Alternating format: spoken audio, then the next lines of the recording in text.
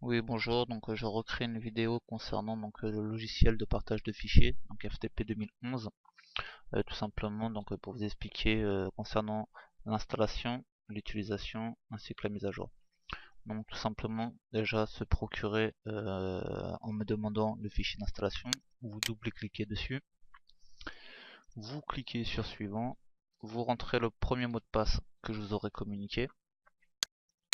Vous cliquez sur suivant, vous choisissez où c'est que vous voulez instaurer l'icône de lancement, donc c'est le raccourci en fait qui lancera le programme, donc soit sur le bureau, soit dans la barre de lancement rapide, c'est la barre qui se trouve ici. Vous pouvez sélectionner les deux. Après avoir fait votre choix, vous cliquez sur suivant, vous installez, et voilà le fichier qui va se lancer après avoir cliqué sur terminer, sauf si vous désélectionnez cette case là. Donc le fichier se lance, le premier message d'avertissement vous le lirez, c'est concernant si vous avez des identifiants ou pas. Je vais faire vite, j'ai que 10 minutes. Donc là, vous rentrez vos identifiants, ça c'est ceux que je vous aurai communiqués et ils seront uniques, ça sera toujours les mêmes. Vous cliquez sur connexion. Si c'est un mauvais mot de passe, voilà le message d'avertissement.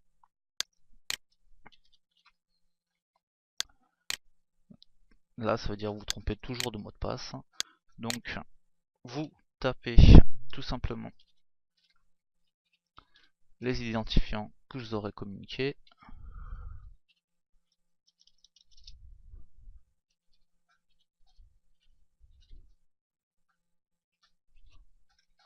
Vous cliquez sur connexion.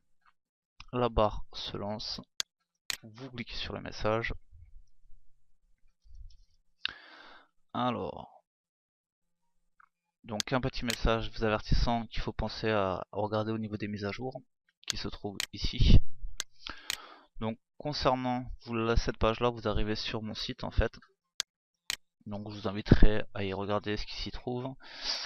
Alors, donc ça c'est simplement un moteur de recherche. Donc là vous avez l'onglet Google pour les naviguer. Vous pouvez faire tout ce que vous faites avec votre navigateur internet d'habitude. Ici vous pouvez également naviguer.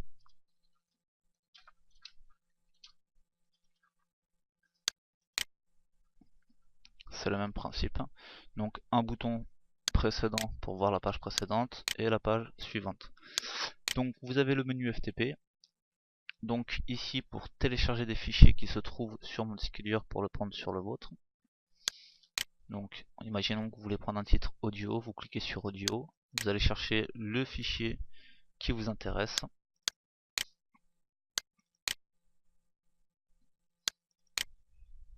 Une fois celui-ci vu et désiré, vous cliquez sur le bouton droit de votre souris, copier, vous le placez sur votre bureau, vous faites un clic droit et coller. Le fichier va automatiquement se télécharger. Il faut compter approximativement 1 minute pour télécharger un fichier, donc MP3. Une fois celui-ci fait, vous cliquez sur fermer et vous revenez donc à l'interface principale. Donc si vous voulez télécharger une vidéo, ainsi de suite, vous faites ce que bon vous semble, c'est là pour m'envoyer un fichier, vous cliquez sur Upload, envoyer fichier. Donc là il y a une nouvelle interface qui va se lancer. Donc le fichier que j'ai pris sur mon disque dur par exemple, c'était celui-ci tout à l'heure. Donc pour prendre un fichier sur votre disque dur et l'envoyer sur le mien, il y a cette interface qui se lance.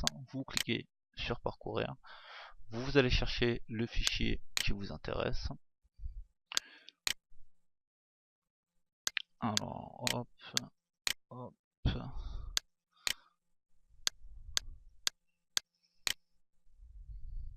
Donc que ce soit vidéo, enfin ça prend tout type de fichier. Vous cliquez sur ouvrir. Le chemin du fichier sera ici. Vous cliquez sur envoyer.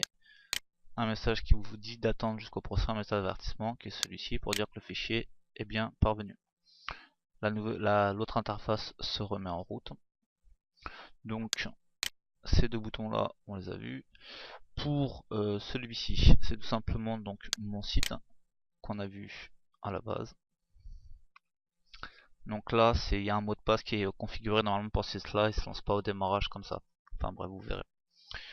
Donc les mises à jour c'est ici. si vous avez besoin de télécharger une mise à jour, vous cliquez, vous voyez donc là c'est les anciennes mises à jour, et là il y aura à chaque fois la nouvelle mise à jour qui sera dans un dossier séparé comme celui-ci.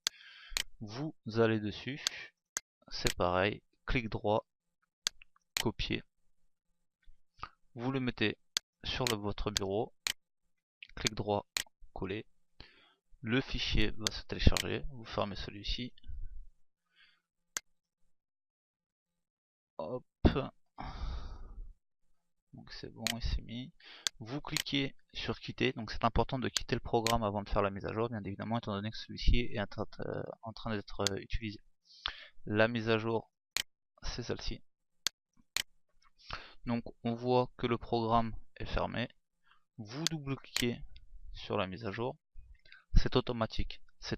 Ça, en fait, ça remplace directement le fichier d'installation qui est donc dans CFTP script, et ça réouvre le programme. Donc voilà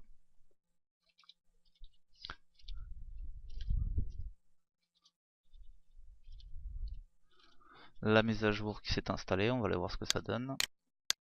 Hop.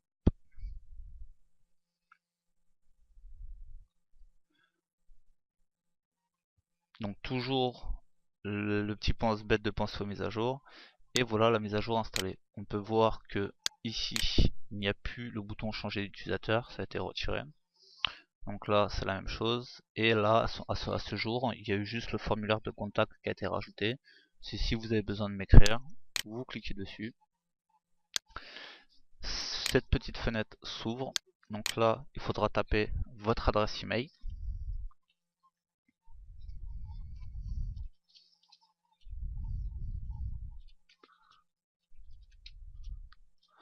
Ici le mot de passe correspondant à l'adresse email tapée précédemment.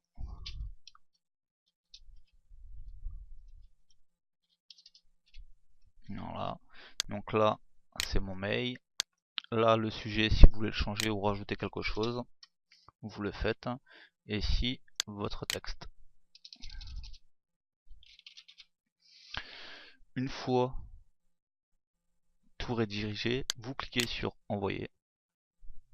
Et vous avez juste à patienter jusqu'au message d'avertissement qu'il est bien parti. Message envoyé, c'est bon. Voilà. Vous voyez que le message est bien arrivé. Si vous vous trompez, quel que soit, par exemple là vous trompez sur l'adresse expéditeur, on va dire, vous aurez automatiquement des messages d'avertissement de quoi que ça n'a pas pu être envoyé. Donc c'est que vous avez créé une erreur. Donc une fois fini, vous cliquez sur quitter. Si vous souhaitez envoyer un email à partir de là à un autre correspondant, vous en avez également donc la possibilité. Voilà tout simplement donc la dernière mise à jour donc, pour avril. Une fois le programme terminé, vous n'avez plus besoin de l'utiliser, il est préférable de quitter ici. Voilà. Donc une petite chose que je n'ai pas encore réussi à régler, c'est les icônes qui restent dans la barre des tâches. Vous avez juste à faire passer la souris dessus, elle s'efface automatiquement. Voilà concernant donc le logiciel de transfert de fichiers FTP 2011. N'hésitez pas à demander si vous avez besoin de plus d'informations.